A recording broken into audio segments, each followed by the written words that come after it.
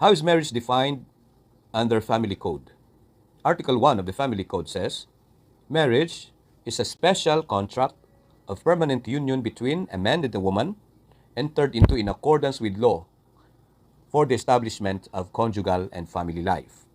It is the foundation of the family and an inviolable social institution whose nature, consequences, and incidents are governed by law and not subject to stipulation, except that marriage settlements may fix the property relations during the marriage within the limits provided by the family code. Kasal, no, o pag-asawa, ay isang espesyal na kasunduan ng permanenteng pagkakaisa sa pagitan ng isang lalaki at isang babae na isinasagawa alinsunod sa batas para sa pagtatag ng pamilya at buhay mag-asawa. Ito ang pundasyon ng pamilya at isang hindi malalabag na institusyong panlipunan, kung saan ang kalikasan nito ang bunga o resulta ng pag-aasawa ng kasal at mabunga at ang mga insidenteng related dito sa kasal o sa pag-aasawa ay ipinapasya ng batas at hindi kailanman saklaw ng kasunduan. Maliban na lamang kung ang sa kasunduang pangkasal, bago ikasal may kasunduan ang mag-aasawa hinggil sa kanilang mga property. Yan po ang pwedeng saklawin ng kasunduan. Pero kung tungkol sa pag-aasawa, kalikasan at ang bunga at ang insidente nito, hindi po ito basta lang saklawin ng kasunduan, kundi merong pagpapasya mula sa batas. So sabi ng Family Code, mga kabatas, ang elemento ng pag-aasawa o ng marriage, according to the Family Code, first, ay isa itong special na kontrata, special na kasunduan, special contract. Second, special contract of what? Of permanent union, permanenteng pagkakaisa. Third, permanenteng union nino ng isang lalaki at isang babae lamang. Pangapat, na itong pag-aasawa ay ginagawa in accordance with law. Batas ang magtitibay. At ang layunin ay ang pagtatatag ng pamilya at buhay mag-asawa, family and conjugal life. At yung pang-anim, ito ay inviolable social institution. Dahil inviolable social institution, batas ang magpapasya kung anuman ang mga gawain, anuman ang mangyari o nasa nature o konsekwensya ng pag-aasawa at ang mga insidente na related sa pag-aasawa ay saklaw ng batas at hindi lamang ng isang ordinaryong kasunduan. Except, maliban lamang doon sa agreement tungkol sa mga ari-arian ng ikakasal. No? Na of course, yung kasunduang yaon ay nasa ilalim din at sinasaklaw din ng mga limitasyon na ibinibigay ng Kodigo Pamilya or Family Code of the Philippines. Of course, marriage is defined also in our fundamental law. Nasa konstitusyon natin yan. Ang sabi ng konstitusyon, marriage as an inviolable social institution is the foundation of the family and shall be protected by the state. Nasa Article 15 of Section 2 ng konstitusyon. In the case of Beso versus Daguman, sabi ng Korte Suprema, ang kasal ay isang institusyon na may malalim na interes ang komunidad. Kaya nga, dahil may malalim na interes ang komunidad, ang Estado ay nagpapalibot nito ng mga pampatibay na patakaran o batas upang mapanatili ang kanyang kalinisan, katatagan, at patuloy na pag-iral at ang pagiging permanente ng marriage. Pagkat ang seguridad at katatagan ng ating Estado ay nakasalalay dito. Kaya kung titingnan natin, dagdag pa ng Supreme Court, ito ay nasa interes at obligasyon ng bawat membro ng komunidad na pigilan ang pagkakaroon ng mga kondisyon na maglulugmok sa pundasyon ng marriage at magdudulot ng pagkakawasak nito. Kaya ang mga insidente ng halimbawa pag-uusap o pagtatalakay tungkol sa status ng marriage, ito ay pinagpapasya ng batas at hindi sa kagustuhan ng partido. Kaya nga pag kinakasal ang lalaki at babae, kinakasal sila sa ilalim ng batas. At kung magkakaroon man ng deklarasyon ng pagpapawalang-bisa ng kanilang kasal, ito pa din ay pagpapasyahan ng batas at hindi lamang desisyon o hindi lamang kasunduang ordinaryo ng mag-asawa, kundi ito ay pagpapasyahan ng batas. Okay, dahil sinabi ko no, na ayon sa batas ng family code na marriage is a special contract of permanent union. So ihambing kaya natin ito sa ordinaryong kontrata dahil ang kasal ay hindi lamang ordinaryong kontrata kundi special contract. Paano ito nagiging special contract in comparison with ordinaryong kontrata? Sa kanyang nature, kalikasan, ang marriage is a special contract. Samantalang ang ordinaryong kontrata ay kontratang walang pagiging espesyal, merely a contract. At ang marriage, paano ito naging special contract ikumpara sa ordinaryong kontrata lamang? Dahil ang marriage, no, ang pag-aasawa ay sui generis. Hindi siya maihahambing, hindi siya maihahalin tulad, hindi siya maisasabay sa ordinaryong kontrata lamang dahil siya ay merong sariling pagkakakilanlan at sariling standard, no? Kaya nga sui generis. No? Tsaka, ang marriage is a social institution. May social character. Ikumpara sa isang ordinaryong kontrata na kontrata lamang ng dalawang nagkakasundo. Pero ang pag-aasawa, marriage, ay hindi lamang kontrata ng dalawang magsing-irog, kundi may parte, no, ang komunidad, ang society. Pangalawa, yung sa batas. Ano bang umiiral na batas? Sa marriage is the family code, the law on marriage. No? Sa ordinaryong kontrata, pumupunta sa batas sibil ng obligasyon at kontrata, oblicon, obligations and contracts. Pangatlo, yung stipulation lamang ng mga nagkakasundo. The right of the parties to stipulate. Of course, ang marriage ay hindi po subject ng ordinaryong kasunduan. Dahil sabi ko kanina, pinagpapasya ito ng batas. Pero may exception. No? May exception. Yung property relations, yung pagkakasundo tungkol sa ari-arian ni lalaki at ni babae bago pa pumasok sa pag-aasawa, meron ba sila dapat na pagkasunduan kagaya ng prenuptial agreement? Pwede yon dahil yun po ay nakasaad din sa batas. Pero sa ordinaryong kontrata, ay nako, pwede anytime yung dalawang parties, they are free to stipulate, no? Of course, the stipulation must be subject to the limitations set by the law on contracts. Yung capacity to contract, of course, sa marriage, kailangan ng legal capacity. Sa ordinaryong kontrata, yung mga minor de edad, pwede naman silang pumasok sa kontrata. Pero sa marriage, hindi pwede. Legal capacity, ibig sabihin, legal age, no? And others na pag-uusapan natin later on. Pero sa ordinaryong kontrata, sabi ko, yung minor de edad, pwede naman pumasok sa kontrata provided na siya ay nire-representahan ng kanyang magulang, no? Or yung kanyang guardian. No? And of course, some instance na pinapayagan ng korte on their behalf, no? Sila mismo. Requirement ng gender. Sa kasal talagang required, no? Na ang papasok sa special contract of permanent union nito, yung marriage, ay babae at lalaki. No? Lalaki at babae. Must only be two persons of the opposite sexes. No? Pero sa ordinaryong kontrata, walang gender requirement. No? Pwedeng babae-lalaki, babae sa babae, lalaki sa lalaki.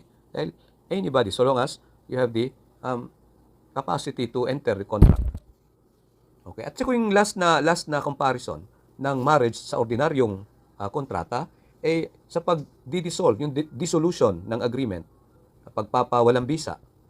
Sa marriage, mawawalang bisa lamang ang marriage na yan, o ang kasal, pag namatay yung isa o silang dalawa. Kaya nga till death do they part, till death do us part. O di kaya mapawalang bisa sa bisa ng deklarasyon ng korte na yung kasal ni lalaki at ni babae ay pinawawalang bisa dahil void ab initio, the declaration of nullity or annulment of marriage. Kasal hindi po madidissolve ng ordinaryong agreement lamang ni lalaki at babae na gustong pumunta doon sa barangay at magkakaroon ng kasulatan na sila ay maghihiwalay na at pinawawalang bisa nila ang kanilang kasal. Hindi po pwede yon dahil sabi nga, pagpapasyahan po ito ng batas. Pero sa ordinaryong kontrata, pagka magkasundo yung dalawang contractants, no, na i-dissolve na nila yung mga, no, dahil the contract is the law that binds them, no, subject of course with the civil laws on contracts, no, pwede naman lang i-dissolve, no, or kung nag-expire ang term ng kontrata na yon, pwedeng hindi na i-renew, kaya wala nang bisa yung kontratang yon. O di kaya by mutual agreement and i-rescind natin yung kontrata, no. Pwede ba yan sa marriage? Hindi po. No? Ganyan po kaya special ang kasal. Punta tayo sa evidence of marriage. Ano po ba ang uh, pinaka matibay na ebidensya na merong kasal? Sabi ng Supreme Court sa case ng Balugbog versus Court of Appeals, the best documentary evidence of a marriage is the marriage contract. Of course, yung marriage contract, yung mahalagang papel, no, na dokumento na nilagdaan ng dalawang magsing-irog, nilagdaan ng solemnizing officer, at nilagdaan din ng mga saksi. Failure to present, hindi siya pruweba na walang kasal na nangyari. Dahil pwede namang magpresenta ng ibang ebidensya upang prove na meron talagang kasal na nangyari. Kaya nga sa kaso ng Sarmiento versus sa CA, sabi ng Supreme Court, meron naman na ibang pwedeng ipresenta to prove that there was marriage. First, testimony of a witness to the matrimony. Testimonya, sinumpang salaysay noong saksi ng kasal na iyon. Pangalawa, yung the couple's public and open cohabitation as husband and wife after the alleged wedlock. Ang magsing-irog, no, si lalaki at si babae, public knowledge in open, no, nakikita sila na sila ay nagsasama at nagpapakita sa publiko na sila ay nagsasama bilang mag-asawa, husband and wife. Pangatlo is the birth and baptismal certificate of children born during such wedlock. No. Yung birth certificate o yung baptismal certificate ng mga anak, no, na isinilang sa panahon ng kanilang pagsasama. At pang-apat is the mention of such nuptial in subsequent documents. Kung merong mga ibang dokumento na nagpapatunay at nagme-mention, no, na merong kasal na nangyari. No. Si Juan ikinasal kay Maria noong sa ibang dokumento, mababasa, makikita yan. Pwedeng gawing pruweba na merong kasal na nangyari. Alalahanin natin na the requisites for a valid marriage are provided by law. No? May tatlong status po ang kasal. No? Una, a valid marriage. Second, a void marriage. And third is the voidable marriage. Sabing valid marriage, balidong kasal o may bisa. No? How about void marriage? Yung void marriage ay ang kasal na hindi balido. No? Walang bisa. Simula pa, no? Void ab initio. May seremonya ngang nangyari pero wala talagang kasal. Pangatlo, voidable marriage. Ibig sabihin, kahit yung kasal ay sa simula ay may bisa, napapawalang bisa dahil may provision sa batas upang mapawalang bisa ito kahit ito ay hindi naman void ab initio from the very beginning. Again, the requisites for a valid marriage are provided by law. No? Yung mga kailangan sangkap para sa isang wasto o balido o may bisang kasal, no, ay ibinibigay ng batas. No? The principle that the validity of a marriage is determined by the law effective at the time of the celebration of the marriage is further highlighted by the fact that, as a general rule, the nature of the marriage already celebrated, no, cannot be changed by a subsequent amendment to the law. Yung kalikasan, no, the nature of marriage, no, na ipinagdiwang na ay hindi maaaring baguhin ng isang kasunod na pag-amyenda ng batas. Ano po ang essential requisites of a valid marriage? Ano po yung essential na kinakailangang sangkap upang makita natin na ang kasal na yan ay may bisa o balido? Una ay ang legal capacity of the contracting parties who must be a male and a female. Ang legal na kakayahan ng mga kinauukulang partido na dapat ay isang lalaki at isang babae. Ang pangalawa, essential requisite upang maging may bisa ang kasal ay the consent freely given in the presence of the solemnizing officer. Nasa Artikulo 2 ng Family Code. Sabihin, yung pagsang-ayon na ibinigay na malayang loob, no, sa harap ng opisyal ng pagdiriwang. Solemnizing officer, yung nagkasal. No? Kaya nga, sa edad, no, kailangang hindi kukulangin sa 18 anyos. No? Legal capacity or legal na kakayahan ng mga partidong ikakasal. Una, edad. Age. At least 18 years of age. Kaya ang pagkakamit ng kinakailangan minimum na edad para sa kasal ay dapat bilangin. Hindi sa petsa na pagsusumite ng aplikasyon para sa pagkuha ng marriage license, kundi sa petsa ng kasal mismo. Kaya ayon sa Artikulo 6, no, ng Family Code, maaaring ikasal ang mga partido, yung yung magsing-irog na yaan, sa petsa ng kanilang kasal. Ibig sabihin, nung sila ay personal na nag-appear, no, sa harap ng solemnizing officer, sa harap ng taong magkakasal sa kanila. At sila ay nagpahayag sa harap ng hindi kukulang 2 saksi na may legal na edad. Kaya nga sa isang kasal, para maging may bisa ang kasal, 5 lang naman. No? 5 lang naman ang mga taong kailangang nandoon. Una, yung yung magsing-irog na babae at lalaki, nasa tamang edad, at least 18 years of age. Tapos sa harap ng isang solemnizing officer. No? Sa harap ng isang pari, huwes, pastor, o minister of the gospel, sa mayor. No? Tapos yung pang-4 at pang-5 ay yung 2 saksi. At sa presensya ng solemnizing officer at ng 2 saksi, at least 2 mga saksi, tinatanggap nilang isa't isa bilang asawa. No? Tinatanggap ni lalaki si babae bilang kanyang kabiyak, tinatanggap ni babae si lalaki bilang kanyang kabiyak, kanyang asawa.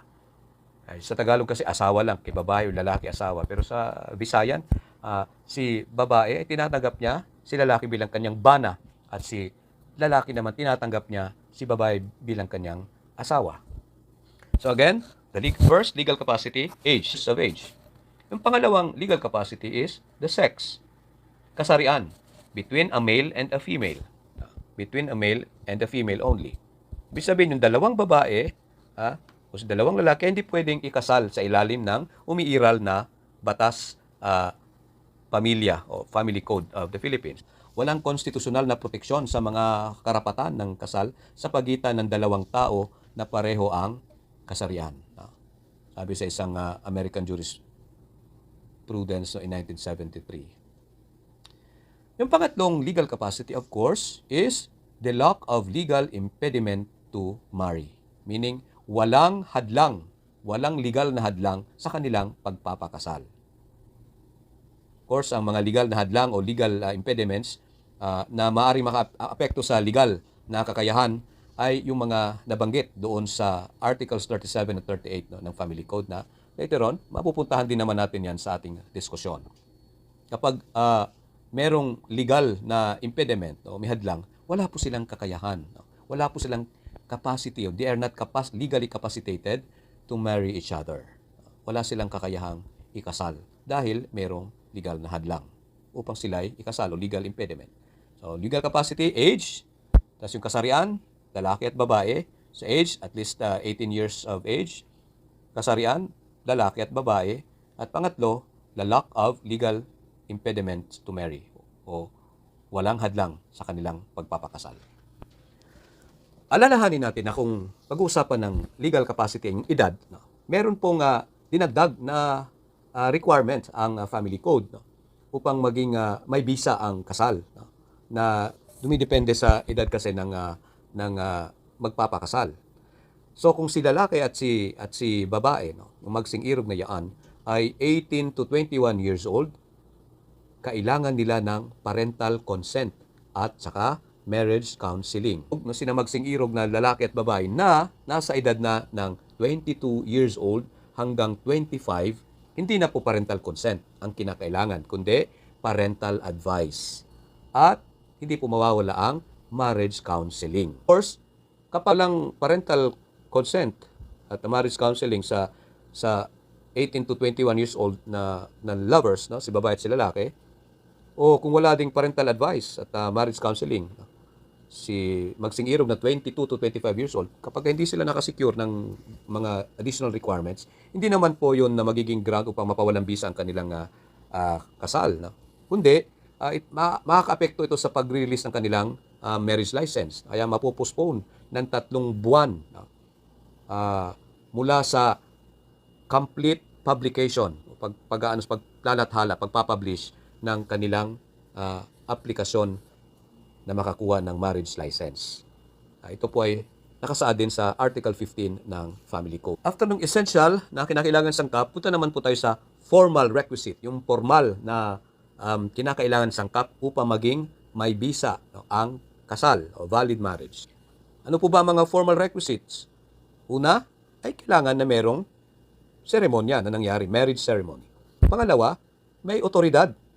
May otoridad ang nagkasal authority of the solemnizing officer. At ang pangatlo, merong valid marriage license na na-secure doon sa local civil registrar.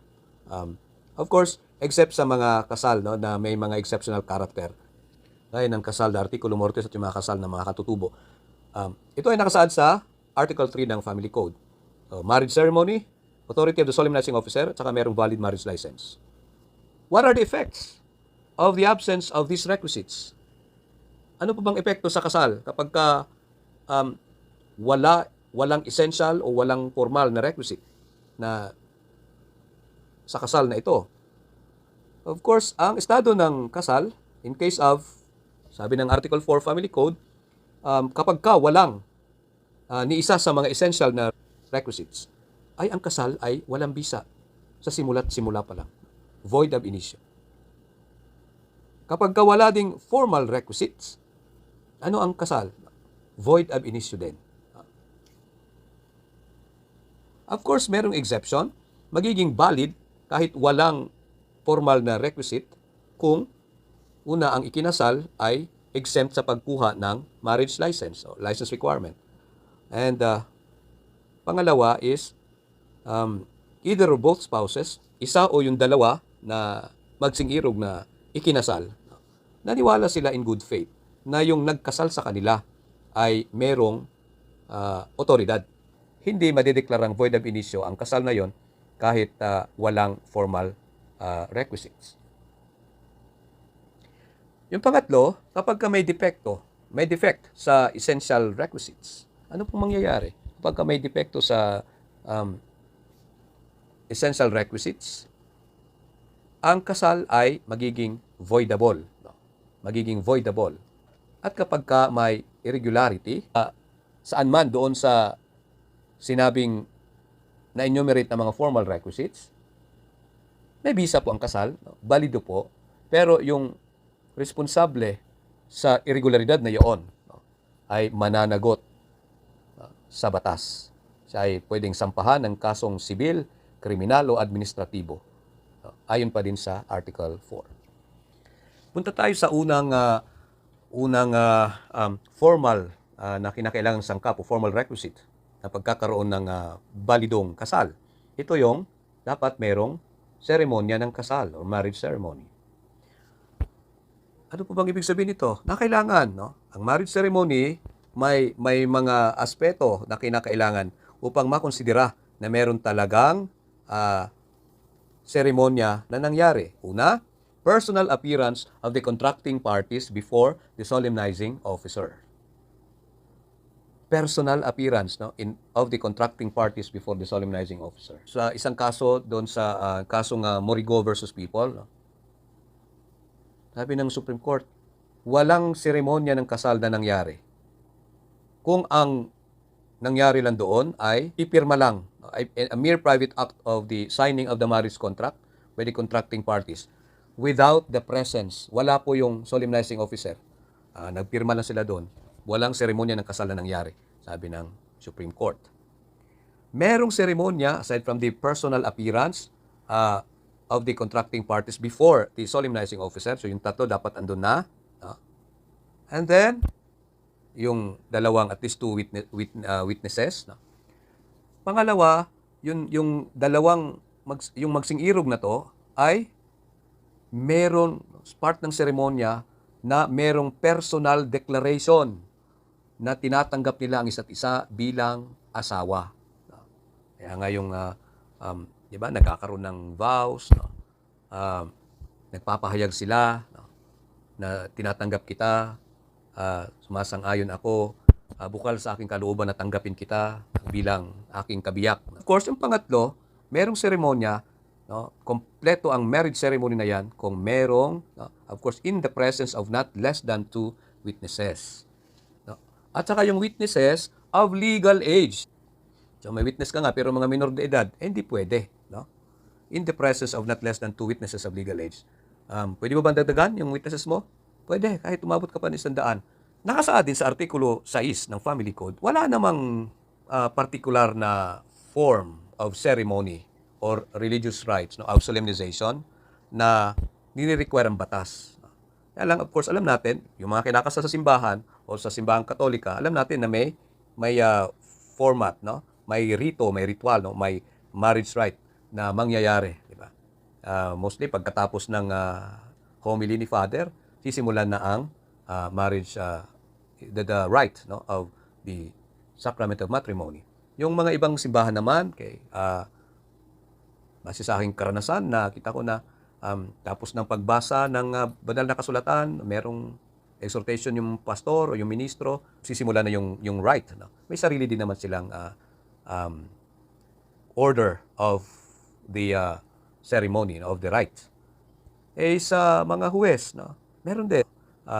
Tsaka yung mga mayors, no, pursuant to the local government code, pwede silang magkasal. Meron ding sinusunod na order o ng seremonya. Pero sabi nga sa Article 6, walang rini-require.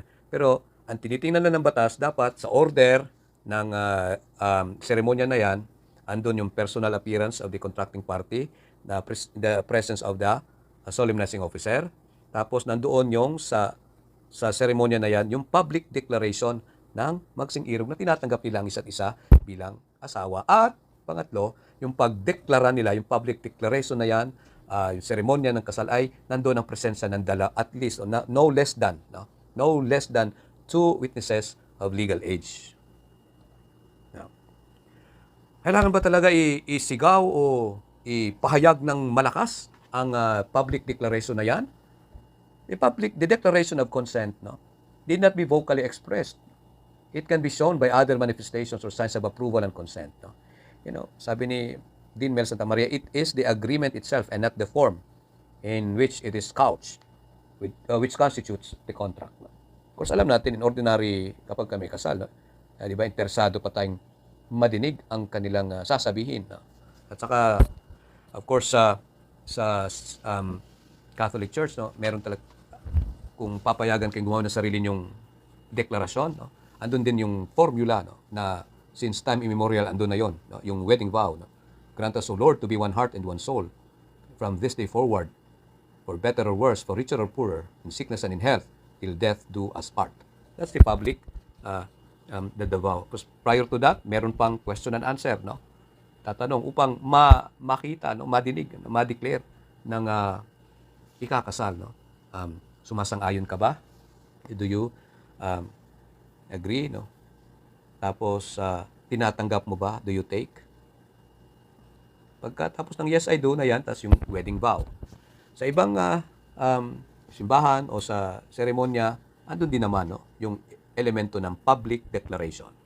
Alalahanin natin, no, kung meron mang common law marriages, hindi ito kinikilala ng batas dito sa Pilipinas. No? Kasi pag sinabi ng common law marriage, no, common law marriages, ito yung live-in relationship, no, kung saan ay ang lalaki at si babae ay nagsasama, no, bilang husband and wife without getting married. Common law marriage ito, no, yung live-in marriage, pero hindi po ito marriage, no, dahil hindi po ito kinikilala ng batas ng Pilipinas, no. Kaya nga common law marriages are not recognized in the Philippines. Isa pa po, may mga estado, no, may mga jurisdiction na may bisa sa kanila o balido sa kanila ang kasal na by proxy. Kahit nga sa canon law, no, yung batas, canon law on marriage ng Roman Catholic Church, there is a provision of marriage by proxy. Pero hindi po yan epektibo dito sa Pilipinas dahil ang umiiral na batas natin dito ay the civil law on marriage na hindi kumikilala sa marriage by proxy. Maaring valid to sa ibang jurisdiction. Pero dito sa Pilipinas, kung dito sa Pilipinas ginawa ang kasal, no, seremonya ng kasal, hindi po valid. No? Kaya pagka wala doon yung, imagine, personal appearance, sabi ng batas, tapos wala pala si husband kasi may pinuntahan, importanteng appointment or gera, no, halimbawa, tapos proxy na lang yung kanyang kapatid. Sa Philippines, hindi po pwede yan. No? Kaya it is void. Philippine laws prohibit marriages by proxy. Following the principle of lex loci celebrationis, marriage by proxy is void in the Philippines per civil o family code. Pero sa ibang jurisdiction, sa ibang bansa, Whether it is allowed or not depends upon the law, the place of the marriage, no? Where the marriage was celebrated. Yung pangalawang formal requisite na magkaroon ng bisa yung kasal nyo ay ang authority ng solemnizing officer. Yung may otoridad yung nagkasal. Now, sabi ng Family Code Article 7, sino po ba ang mga taong binibigyan ng otoridad ng batas na magkasal or mag-solemnize ng marriage? Under ordinary circumstances, sa Family Code Article 7, una, incumbent judiciary member. Incumbent judiciary member, provided it is within the court's jurisdiction. Incumbent, meaning huwes na nakaupo. Hindi po yung retired judge o retired justice. Tapos yung huwes na yan ay nasa, ang pagkakasal niya ay within his or her own jurisdiction. May mga jurisdiction naman ng bawat korte. So halimbawa dito sa amin sa Ozamis, no? Si RTC judge, ang jurisdiction ng RTC Ozamis ay Ozamis City at Clarin, Misamis Occidental. So si judge, RTC judge, ay pwedeng magkasal sa Ozamis or sa Municipality of Clarin. Pero si MTCC judge, Municipal Trial Court in the city's judge ng Ozamis ay sa Ozamis lamang siya pwedeng magkasal. Saka si MTC judge ng Clarin, nasa Clarin lang siya. Clarin na siya, di siya pwedeng pumunta ng Ozamis para doon magkasal. Of course, kung si judge, sabi ko si MTC judge ng Ozamis City, ay doon nagkasal sa Clarin, may kinasal siyang taga Clarin, hindi naman po maapektuhan ang validity ng kasal. Dahil ito ay isang mere irregularity lamang po ng formal requisite. Kasi may incumbent judge naman siya. No? Kanya lang dahil nagkasal siya sa outside his or her jurisdiction, of course, hindi po apektado ang validity ng marriage, pero si judge ay mananagot. No? Lagot siya. Kaya pwede siyang i-admin. No? He or she will be administratively liable for officiating or solemnizing marriage outside his or her jurisdiction. Pangalawa na solemnizing officer o taong may authority to solemnize marriage is priest, rabbi, imam, or minister of any church or religious sector. Duly authorized by his church or religious sect. Yung pare, yung rabbi sa mga Hudyo, yung imam sa mga Muslim, saka yung mga minister of the gospel ng ibang simbahan, yung pastor, na sila ay binigyan ng kapangyarihan ng kanilang simbahan. No? At yung kanilang authority to solemnize marriage ay nakarehistro sa Civil Register General. Kaya po, yung pare, yung ministro, yung pastor, imam dapat ay meron silang CRASAM, Certificate of Registration of their authority to solemnize marriage. Of course, they act within the limits of the written authority granted to that priest or imam or rabbi or minister by his or her church or religious sect. Of course, sabi ng batas, provided at least one of the parties belongs to such church or religious sect. Magpapakasal kayo sa simbahan, halimbawa sa simbahang Katolika, at least yung isa dyan sa ikakasal ay kasapi ng Iglesia Katolika. No?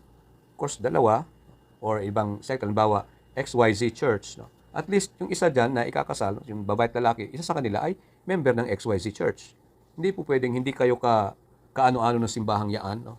Tapos bigla lang kayong pasok dyan magpapakasal. Hindi po yan naaayon sa tinatalaga ng batas. No?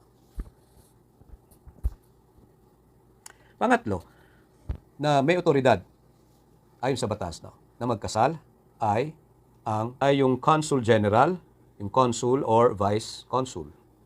Basta yung kanilang ikakasal ay mga Pilipino at yung kasal na yan ay nangyari sa labas ng bansa at doon sa bansa kung saan yung consul na yan at yung consul general at yung consul or yung vice consul ay nandoon, nakadestino. Yan po ay nakasaad sa Article 10 ng Family Code.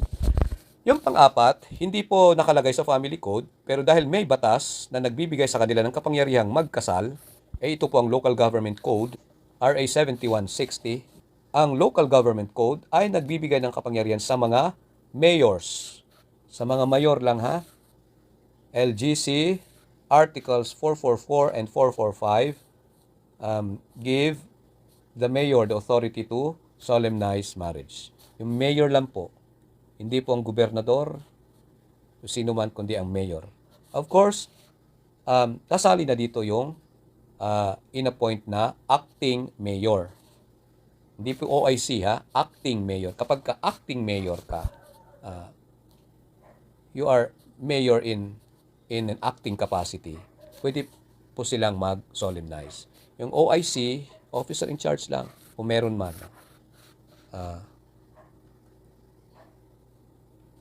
Of course, yung authority ng mga mayor na magkasal ay nagsimula lang po sa 1992, January 1 of 1992. Tsaka dinagdag na lamang ito doon sa mga taong may kapangyarihang magkasal. Yan po yung mga taong may kapangyarihang magkasal under ordinary circumstances.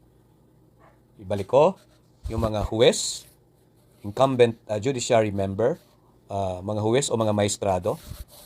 Pangalawa, yung mga pare, pastor, ministro, imam o rabay. Yung pangatlo ay ang consul general, consul o vice consul. Tapos yung pang-apat, yung mga mayor. Yan po ang nasa ilalim ng ordinaryong sirkumstansya lamang na sabi ng Artikulo 7 ng Family Code. Meron naman ding exceptional circumstances. Ano po ba ito? Okay. Ito po yung marriages in Articulum Mortis.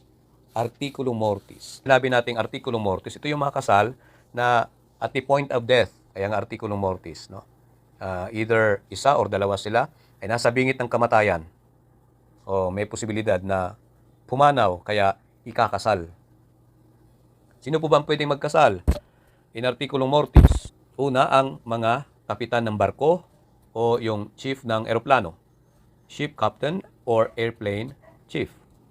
Provided that yung kasal ay ginawa, sabi ng Artikulo 31, Article 31 of Family Code, provided the marriage is performed during voyage, even during stopovers. Second, between passengers or crew members only. So, kapag pwede kayong ikasal na Artikulo Mortis habang bumibiyahe, kahit nga yung nagkaroon ng stopover, pwede kayong ikasal ng ship captain or airplane chief, pero yung ikakasal ay yung mga pasahero lamang or mga miyembro ng crew. Yung pangalawang pwedeng magkasal in Artikulo Mortis, yung mga military commander. Sabi ng Article 32 ng Family Code, no, the military commander of a unit who is a commissioned officer. No? Commissioned officer.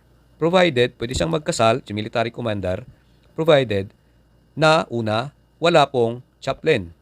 Meaning, in the absence of chaplain, ito yung mga pare o ministro na sundalo o nasa o police, no, sundalo. Tapos wala si chaplain, dapat si chaplain na magkasal eh. Pero dahil wala siya, pwedeng si military commander, no, magkasal. Tapos, second, within zone or of military operation. Third, of course, ikakasal niya ay yung mga miyembro lamang ng armed forces, no, or civilians. Ano po ba ang katungkulan o duty ng solemnizing officer na nagkakasal ng kasal in Artikulo Mortis na sa bingit or point of death? Ang solemnizing officer na ito, pagkatapos niyang ikasal, ang magsingirog, no, siya po ay susulat ng sinumpaang salaysay, panunumpaan, no, sa harap ng local civil registrar or sa sinong tao na pwedeng mag-administer ng oath. Anong sasabihin niya doon sa kanyang sinumpang salaysay? Na the marriage was performed, no? In Artikulo Mortis, and then he took the necessary steps to ascertain the ages and relationships of the contracting parties and the absence of a legal impediment to the marriage. Kasi kahit Artikulo Mortis yan, andun pa rin, no? Hindi po nawawala yung essential requisites at saka yung formal requisites. No? Saan po kasi yan sa Article 29 ng Family Code na nagsasabi ng opisyal, yung ikaw na solemnizing officer, no? Okay. Papayag kasi isang affidavit na sinumpaan mo sa local civil register o sa any person na makaka-administer ng oath, no? Kagaya ng huwes o ng notaryo publiko o ng clerk of court, may batas, no? May na sasaad, no? Kung sino yung mga pwedeng kang mag-administer ng oath, no? Na isinagawa niya ang kasal, no? Na in articulo mortis, at ginawa niya ang mga hakbang upang tiyakin ang edad at relasyon ng mga kinaukulang partidong nagpakasal at sa kawalan ng legal na hadlang upang sila'y ikasal. Kahit articulum mortis, dapat yung essential at formal requisites ng kasal ay nandoon pa din. Take note, if any of the listed solemnizing officers fails to comply with any of the requisites mandated by law for them to validly solemnize a marriage, then the marriage is generally void based on the ground na walang formal requisite dahil absent o walang authority to solemnize marriage, walang authority ang solemnizing officer.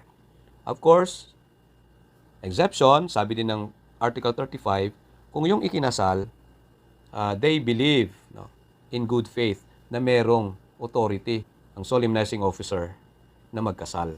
Ano po bang epekto kapag yung solemnizing officer ay hindi nag-execute ng affidavit? Because wala naman po siyang epekto sa validity ng kasal, may visa pa din naman ang kasal. Kasi di naman siya part ng essential or formal requisite ng kasal. Sabi nga ng Korte Suprema sa kasong Deloria versus Felix, the affidavit is not an essential or formal requisite of marriage. No? The same with the marriage contract. The signing of the marriage contract and the affidavit is only required for the purpose of evidencing the act, not the requisite of marriage. So, obligasyon, no, ng solemnizing officer. Hindi po yun makaka-apekto sa validity ng kasal. Article 8 ng Family Code. Saan po ba mga authorized venues ng kasal? Pwede po bang ikasal doon sa ilalim ng dagat? Or habang lumalangoy, yung magsing-irog o kasama si father at yung mga saksi, pwede ba doon? The general rule must be solemnized publicly within the jurisdiction of the authority of the solemnizing officer. Ano po sabi ng Article 8? Una, chambers of the judge or in open court. Sa kamara ng huwes, yung kanyang opisina, pwede din doon sa korte, doon sa session hall or sa court. Pangalawa, sa simbahan, sa kapilya o sa templo. Ito yung mga kapag kang nagkasal sa iyo ay pare, pastor, rabbi, ministro or imam, sa mosque. Pangatlo, sabi ng Article 8, sa office ng Consul General, Consul or Vice Consul. Of course, kung venue ng kasal ang pag-usapan, sinabi ko yung tatlo, ng general rule, may exception naman. Una is yung kasal ay nasa punto ng kamatayan, articulum mortis, point of death. No? So, saan pwede kasal? Doon sa hospital ba? Doon saan nakaratay o kung saan, halimbawa while the ship or the plane is on travel or stopover. Okay. Tapos, yung pangalawa, marriages in remote places. No? Layo, no? And then, of course, pangatlo, pwedeng ikasal kahit wala doon sa chamber ng huwes o sa korte or sa simbahan or sa opisina ng mga konsul, kung ang kasal ay nasa bahay o lugar na designated by both of the parties with the written request. Nag-request sila sa hukom o sa judge, no, na doon sila magpapakasal. May mga huwes na pumapayag naman, no, sa hiling ng mga magsingirog na pwedeng hindi sila doon sa korte ikasal, kundi doon sa garden resort or sa hotel, no, provided pumayag yung hukom. No. Nasa Article 8 po yan. Of course, May mga simbahan, kagaya ng Iglesia Katolika na very strict, no? Doon talaga sa simbahan. Minsan may mga kasal din naman sa kapilya. Of course, this provision is only directory, not mandatory. No? The requirement that the marriage be solemnized in a particular venue or a public places is not an essential requisite for the validity of the marriage. No? Sabi ko kanina, ulitin ko, yung kasal na sinolemnize ng huwes na labas sa kanyang jurisdiction ay may bisa pa din. No? Kanya lang si huwes na nagkasal doon sa outside sa kanyang jurisdiction ay mananagot administratively. How about si mayor, while the local government code is silent on the matter, if you apply the law analogously, of course kapag ka mayor ka at magkakasal ka, diyan ka mismo sa iyong teritoryo, jurisdiction sa city or municipality mo. Halimbawa ng mga kasalang bayan dyan na ini-sponsor ng mga local government unit. Kapag ka magkasal si mayor, labas, doon na, si mayor ng municipality of A, doon na siya nagkasal sa municipality of B.